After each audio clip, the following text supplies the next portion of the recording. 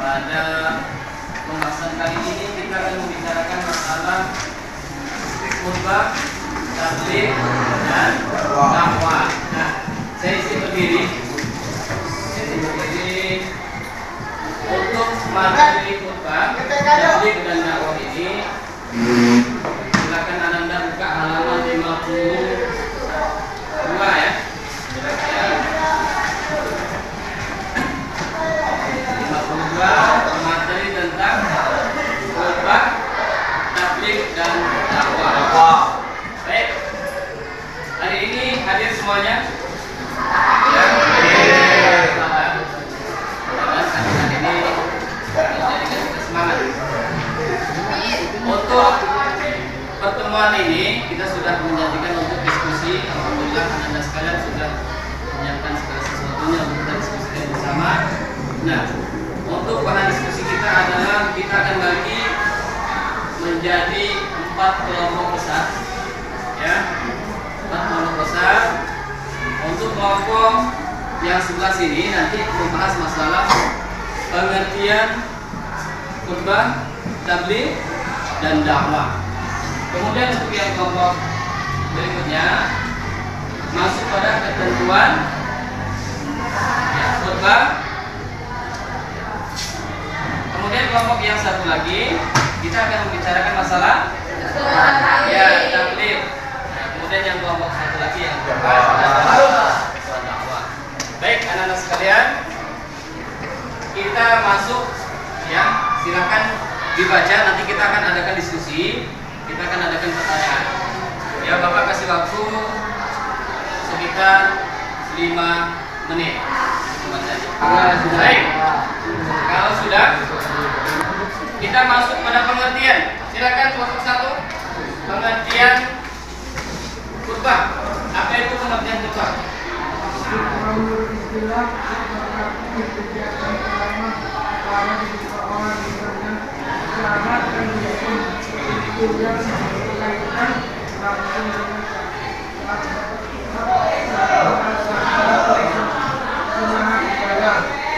Baik, itu pengertian dari khutbah, tabligh, dan dakwah. Kemudian ketentuan. Nah, tentu kita harus tahu juga ketentuan masalah khutbah. Apa ketentuan khutbah? Yuk kita lihat kelompok yang kedua. Apa ketentuan khutbah jadi?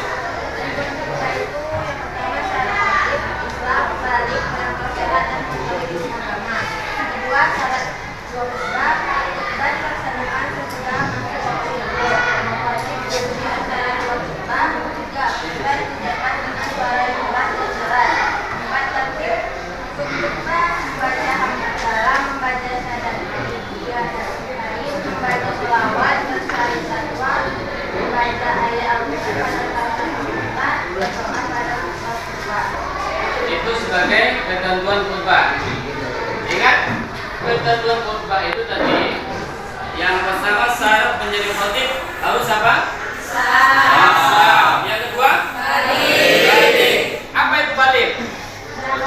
Akal sehat. Yang ketiga? Ya, baligh itu sampai dia.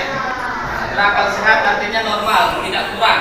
Misalnya kalau timbangan 1 kilonya 10 on, maka ini kurang 1 on. Nah, artinya dia sukanya. Kemudian yang keempat ada lagi mengetahui ilmu agama. Boleh nggak orang yang tak paham agama menjadi khatib? Tidak boleh. Jadi harus paham agamanya. Nah, kemudian itu syarat menjadi khatib. Nah, untuk syarat 2 khutbah. Ya, syarat 2 khutbah. Apa yang harus kita lakukan sebagai seorang khatib? Yang pertama, khutbah dilaksanakan sesudah masuk waktu zuhur. Boleh nggak kita khutbah, terutama khutbah Jumat itu kita kerjakan di pagi hari? Sebelum waktu zuhur. Tak boleh ya. Jadi kalau kita kerjakan sebelum sholat zuhur, berarti tak masuk dalam kategori khutbah. Dan waktunya tertentu di hari Jumat. Kalau hari Senin boleh nggak? Boleh.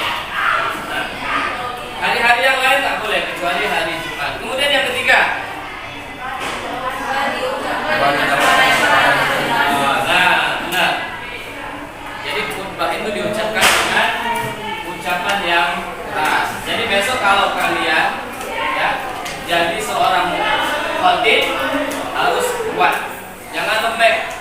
Kalau lembek kita ucapkan, maka jamaahnya banyak yang tidur.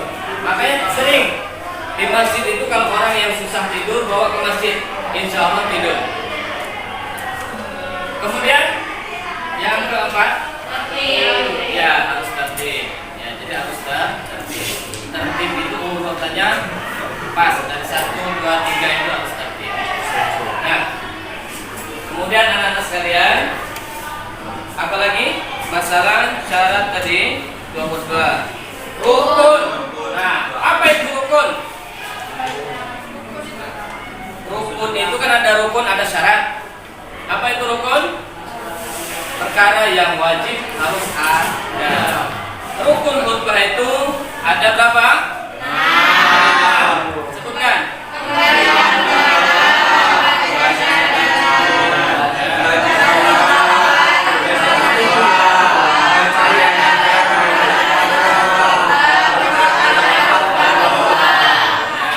Jadi yang pertama adalah membaca hamdalah. Boleh kita perhatikan alhamdulillah. Alhamdulillahilladzi arsala rasulahu bil huda wa dinil haq dan lain sebagainya, itu hamdalah. Kemudian ada ucapan syahadatain. Syahadatain itu adalah asyhadu an la ilaha illallah. Bisa disambung dengan kalimat yang lain, wahdahu la syarika lah. Kemudian membaca sholawat Nabi, Allahumma shalli ala Muhammad wa ala ali Muhammad. Membaca ayat Al-Qur'an pada salah satu khutbah. Nah, tentu di sini adalah landasan bagi seorang khatib. Apa tema yang akan dibahas pada siang hari itu? Misalnya membahas masalah puasa. Nah, dalil yang sering dipakai adalah surat Al-Baqarah ayat 183. Pasti ayatnya apa? Ya ayyuhalladzina amanu kutiba alaikumusiyam kama kutiba alal ladzina min qablikum la'allakum tattaqun. Satu ayat yang kita ambil sebagai tema nanti dalam khutbah, harus ada satu ayat yang diambil untuk tema yang akan dibicarakan. Kemudian setelah mengambil satu ayat, ya, berikutnya adalah berdoa pada khutbah yang kedua. Nah, yang laki-laki tentu sudah paham kalau di hari Jumat khatib selalu di akhir khutbahnya dia berdoa, mimpin doa, dan kalian mengaminkan dirinya seperti Allahumma ufir lil muslimin wal muslimat, seperti itu. Nah, itulah berdoa. Selanjutnya itu rukun. Ada sunnah. Sunnah itu artinya tidak wajib, tambahan. Nah, kalau kita baca maka atau kita lakukan, maka ada nilai tambah. Nah, yang sunnahnya yang pertama adalah khatib berdiri. Sunnahnya khatib berdiri. Makanya jarang sekali kita melihat khatib duduk, ya, kecuali duduk antara dua khutbah.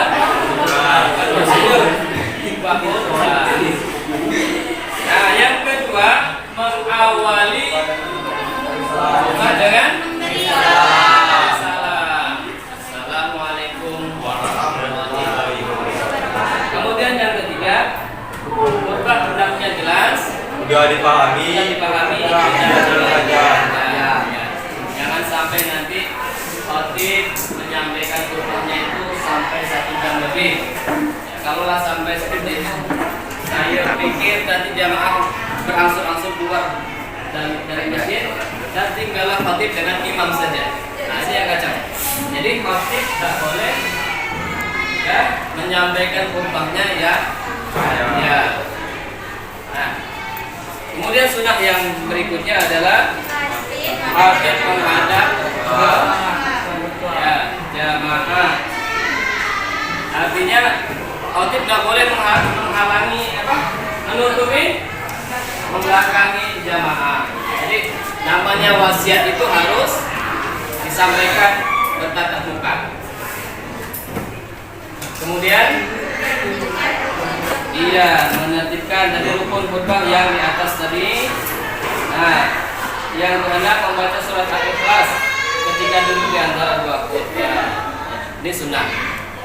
Boleh waktu duduk di antara dua khutbah itu membaca doa. Silakan karena di situ ada tempat yang mustajab. Jadi duduk antara dua khutbah itulah tempat yang baik untuk kita berdoa. Nah, masalah khutbah sampai sini jelas? Pertanyaan? Ya, kalau ada silakan tanya. Baik, kita masuk kepada dalil. Nah, coba ulangi pengertian tablik tadi ya. Tablik. Nanti biar disambung oleh kelompok. Pengertiannya apa? Tablik adalah kegiatan menyampaikan Ya, menyampaikan. Tadi Pak. Coba kurang jelas, diperjelas. Baca pengertiannya. Tablik. Tablik adalah kegiatan menyampaikan pesan Allah SWT secara lisan kepada satu orang Islam atau lebih untuk diketahui dan diamalkan pesannya. Ya. Jadi menyampaikan pesan Islam, pesan agama. Ya. Pesan agama. Nah, sekarang untuk ketentuan tablik. Apa ketentuannya? Coba. Ketentuan tablik yang pertama ada syarat mubalik. Ya. Syaratnya apa? Mubalik itu adalah orang yang menyampaikan. Yang pertama Islam, dua balik, dan Islam. Baik, anak-anak sekalian,